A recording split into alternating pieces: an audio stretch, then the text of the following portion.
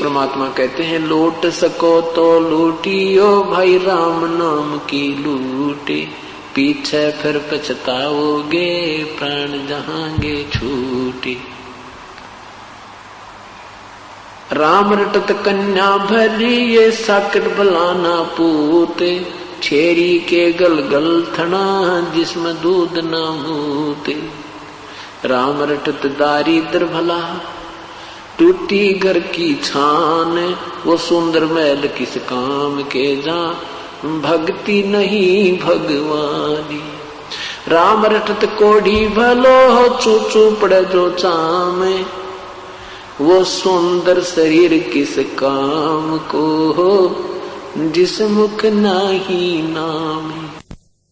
तो वाहे भली जोरट हरि नाम, नहीं तो काट फेंक दियो ये मुख में भलो ना चामे। परमात्मा भी याद दिलाते हैं कि मनुष्य जन्म प्राप्त करके परमात्मा ने आपको जिह्वा दी है। जिह्वा तो वैसे हर प्राणी को होती है, लेकिन मनुष्य जीवन में जो जिह्वा है ये प्रभु का गुणगान कर सकती है। यदि हम मनुष्य जीवन पाकर के परमात्मा की भक्ति नहीं करते, उसकी गुणगान नहीं करते, आरती स्तुति नहीं करते, तो परमात्मा अक्षुब्ध होकर नाराज होकर के हमें पशु जीवन देता है और फिर ये जिह्वा भी छीन लेता है। अब हमें विश्वास नहीं होता कि हम इतने दुखी हो जाएंगे। क्यों नहीं होता? क्योंकि हम समय पर आहार प्राप्त कर रहे हैं। गर्मी सर्दी से बचने के लिए सुविधा हमें उपलब्ध है, क्योंकि हमें मनुष्य शरीर प्राप्त है। भूख प्यास लगती है, हम आहार जल पान कर लेते हैं।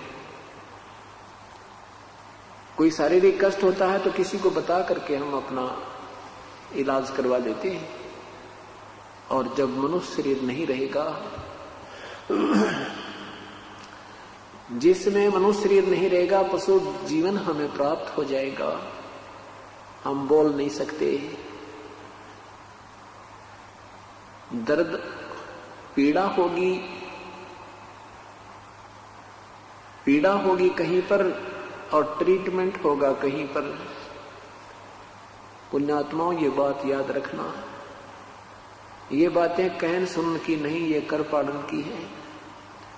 ये केवल सुनने और कहने तक सीमित नहीं है। इनके ऊपर बहुत गहराई से विचार करके और प्रभु को हृदय से जपना होता है, कसक के साथ जपना होता है। उपरले से मन तक किया हुआ भजन भी लाभदायक नहीं है। परमात्मा को बहुत कसक के साथ, बहुत हृदय में एक विशेष दर्द सा बना करे, विशेष कसक सी बनती है, ऐसे याद करना है। वो कब याद आएगा? जब हमें मनुष्य शरीर छूट जाने के उपरांत जो होने वाले दुखों का ज्ञान हो जाएगा।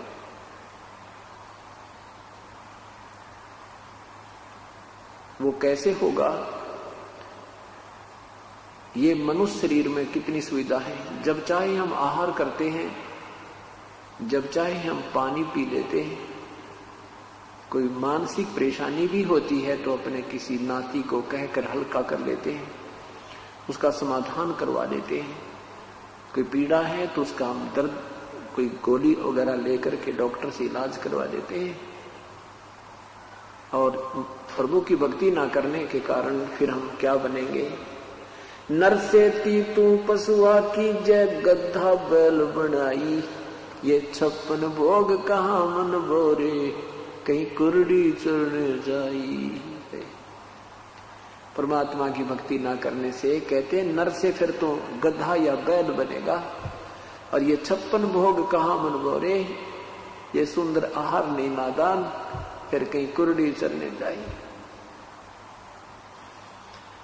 फिर पीछे तो पशुआ की जय दीज बैल बनाए, 4 पहर जंगल में डोले, तेरा तो ना पेट भरे। कंध है जुआ जो तय पुआ, कौंदों का भुस खाए।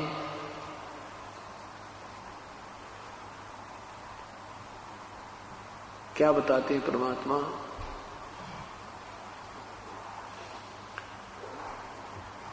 कि मनुष्य शरीर आपका नहीं रहेगा, उसके उपरांत भक्तिहीन प्राणी पशु बनेगा, बैल बनेगा। बैल की जूनी जो है, बैल का जो जीवन है, और गधे का, इसको विचार कर किया करो कभी। परमात्मा तभी भजने को दिल करेगा आपका जब आप थोड़ी सी देर सोचा करोगे, विचार किया करोगे कि सचमुच ये तो बहुत भयंकर दुख होगा जीव को। अब हम नहीं सोचते क्योंकि हमें वो दुख अभी नजर नहीं आ रहे हैं, क्योंकि हम बाल बुद्धि में हैं और बच्चे को अपना भविष्य नहीं दिखाई देता। जब बच्चा बड़ा हो जाता है तो फिर शिक्षा भी वो बहुत लगन के साथ ग्रहण करता है और शिष्टाचार भी रखता है, स्कूल भी जाता है, तो क्योंकि उसको जितना वो बड़ा होता जाता है उसका भविष्य नजर आने लग जाता है। इसी प्रकार सत्संग में आने से आप धीरे धीरे बड़े हो जाओगे। आप 2, 4, 5 वर्ष के अंदर आपको बिल्कुल दूर का दिखाई देने लग जाएगा कि आज शरीर छूट गया, कल क्या है मेरा। तो इस तरह जब हमें भविष्य का अधिक ज्ञान होगा, आने वाले जीवन के कष्ट से हम परिचित होंगे, तभी ये भक्ति में रुचि हमारी बहुत बढ़ेगी। तो क्या बताते हैं कि फिर पीछे तो नरसेती तू पशुआ कीजे, दीजे बैल बना, और 4 पहर जंगल में डोले, तेरा तो नहीं पेट भरे। बैल को हाली जो है खेत में ले जाता है, आसपास हरा भरा आहार होता है, और 1 घंटा बैल जब चल लेता है अपने हल में, उसको बहुत जोर की भूख लगती है। साथ में आहार है, वो आहार नहीं कर सकता, उसको बहुत जबरदस्त भूख लगी होती है, क्योंकि उसकी नाक में नाथ डल गई है। रस्सा और कंट्रोलर रस्से का अलग अपने हाथ में उसको लिए हुए, हाथ में लठ ले रखा है। जरा सा भी इधर उधर वो खाने की चेष्टा करता है हरी हरी खेती को, तो किसान उसको खाने नहीं देता। आंखों से पानी गिर रहा है, पेट में दर्द है, बता नहीं सकता वो पशु। पैर में कोई कील लग जाती है, वो नहीं बता सकता मुझे कहां पीड़ा है। एक समय की बात है, इस दास का जन्म किसान परिवार में हुआ। अब वो बातें याद आती हैं, उस प्राणी का, उस बैल का वो जीवन अब याद आता है, तो काफी देर रोने को दिल करता है। हे परमात्मा, जब वो बैल मनुष्य था, उस नादान ने सोचा भी नहीं होगा कि सचमुच इतना भयंकर दुख होता है। एक बैल था, उस हाली बैलों को लेकर के सुबह सुबह मुंह अंधेरे जाया करते थे, जब विशेष बिजाई का समय होता है। उस बैल के पिछले पैर के खुरों के बीच में एक 1.5 इंच लंबी लगभग कील थी, वो उसमें खुरों के बीच में लग गई। उस कील के ऊपर की जो कैप होती है वो नहीं थी, वो रिजेक्ट करके किसी ने गली में फेंक दी नादान ने, और उस बैल के पैरों में खुरों में लगी। जो ही वो कील लगी तो बैल ने थोड़ी बहुत लंग की, फिर स्पीड जल्दी जल्दी चल रहे थे, 2-4 बार कदम रखने से वो रोड़े राड़े लग के अंदर घुस गई। तो हाली ने सोचा कि कई बार किसी रोड़े पर पैर रखने से बैल की नस पे नस चढ़ जाती है और वो चलने से ही ठीक होती है, इसलिए उसने रुकने नहीं दिया। खेत में भी, हल में भी जोते रखा। ऐसे लंग करते करते वो शाम को वापस आया तो वो पैर एक जमीन पर नहीं टिक रहा था। आते ही बैल बैठ गया, चारा भी नहीं चरा उसने, और सुबह देखा तो उसके पूरे पैर पे सोजिश आई हुई है। कोई वैद्य बुलाया, ऐसे गांव में ऐसे वैद्य होते थे, उसने आकर देखा कि घुटने पर सोजिश आई हुई थी। घुटने के ऊपर गर्म पट्टी बांधनी शुरू कर दी, कोई पत्ते वत्ते गर्म करके कहा इसके गोड्डे में बा आ गया, इसके घुटने में कोई बा आया है और जिस कारण से इसको पीड़ा हो रही है, हो जाएगा ठीक। 1 महीने तक उसके घुटने के ऊपर पट्टी बांधते रहे, कील लगी है खुरों में और ट्रीटमेंट हो रहा है घुटने का। वो बोल के बता नहीं पा रहा है कि मुझे कहां पीड़ा है। 1 महीने के बाद वो अपने आप कील लगा, जख्म पक के फूट के उसमें रेसा निकला, उसमें से वो मवाद निकलने लगा। जब देखा तेरे घीस के तो खुरों के बीच में कोई चीज लगी थी जिसके कारण पशु दुखी हो रहा था। फिर वो निकाली, 1.5 इंच लंबी कील थी। उसके बाद वो बैल धीरे धीरे स्वस्थ हुआ, वो आहार करने लगा। अब वो बातें याद आती हैं। वो नादान जो मनुष्य शरीर में था उसने सोचा भी ना होगा, यह बात बिगड़ जाती है। अब संत हमें बार बार संदेश देते हैं, सतमार्ग बताते हैं। वो कोई उन्हें कोई स्वार्थ नहीं था।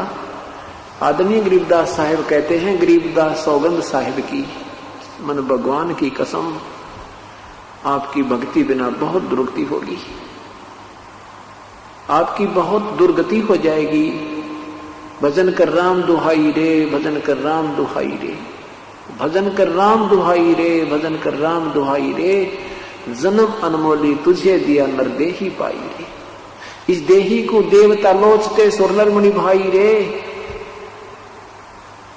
भक्ति करे भवजल तरे, सतगुर शरणाई रे।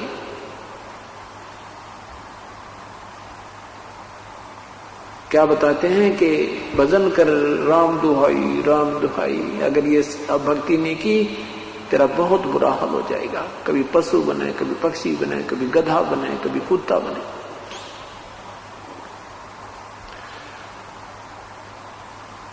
क्योंकि हम बालक हैं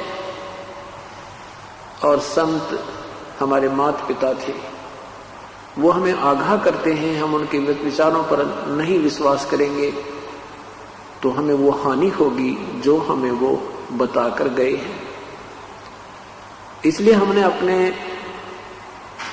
उन पूर्वजों के विचारों पर बहुत ही गहनता से सोचना होगा और जैसा वो चाहते थे ऐसा हमने करना होगा।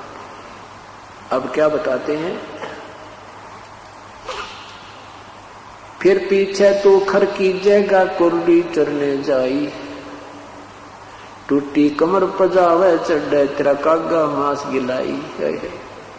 फिर कहते हैं पशु बैर बैर से बात नहीं छूटेगा तेरा पीछा, फिर गधा बनेगा और फिर टूटी कमर होगी, कमर में जख्म होगा, उस पर 2.5 मन का बोरा होगा, उसमें थैले के अंदर ईंट, नीचे से कच्ची ईंटें कुम्हार डालता है और ऊपर पजावे पर ले जाता 50 फुट की ऊंचाई पर।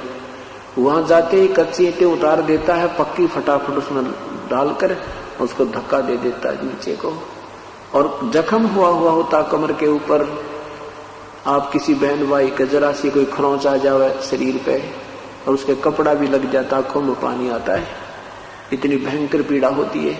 और उस गधे के ऊपर पीठ पर जख्म है और जख्म के ऊपर बोरा रखा है, ईंटों की नोक उसके ऊपर लग रही है और साथ में उस बोरे के अंदर से, उस थैले के अंदर से छनकर रेत उस जख्म के ऊपर टिका हुआ होता है और बोरा उसके ऊपर रगड़ लगा रहा है। उसकी आंखों से पानी गिर रहा है, वो अब उस बोरे को उतार नहीं सकता, वो रेस्ट नहीं कर सकता। फिर शाम के समय उसको उसका मालिक छोड़ देता है, फिर उसको बनी में जंगल में छोड़ देता है। वो भूखा मरता हुआ आहार कर रहा है, कुर्डियों पर कोई कूड़ा खा रहा है, कितना कोई मिल गया उसको वो खा रहा है, ऊपर से कौवा उसकी पीठ को खा रहा है, उस जख्म को खा रहा है। ये सब आपत्ति क्यों आई? जब वो मनुष्य शरीर में था उसने गफलत बहुत करी, संतों के विचारों के कानों के ऊपर से टाल दिया। जो उन्हें पहले बताया करते थे वो आपत्ति उसके ऊपर पूरी की पूरी आ गिरी। अब के बने आछे दिन पाछे गए, गुरु से किया ना हेत, अब पछतावा क्या करे वही चिड़िया चुगी खेत। अच्छे दिन पीछे गए, जो समय था मनुष्य जीवन का वो बर्बाद कर दिया और अब के पछतावा भाई अब तो चिड़िया चुग गई खेत। आपने अपने इस मनुष्य जीवन रूपी खेत को समय पर नहीं रखवाला, जिस कारण से आपका ये जीवन बर्बाद हो गया। क्या बताते हैं परमात्मा, भक्ति नहीं करोगे तो भाई बड़े बड़े महापुरुष भी 84 लाख योनियों में चले गए। क्या कहते हैं, सुखदेव ने 84 भुगती बना पजावे खर हो, तेरी क्या बुनियाद पुरानी तो पेंडा पंथ पकड़ो। सुखदेव जैसे महर्षि भी 84 लाख योनियों में गधा बना,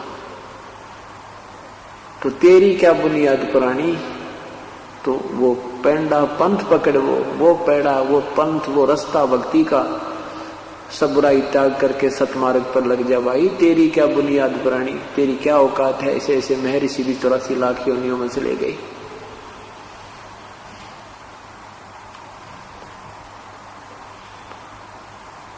क्या बताते हैं भगवान, यो सौदा फिर नहीं संतो, ये सौदा फिर नहीं, यो सौदा फिर नहीं संतो,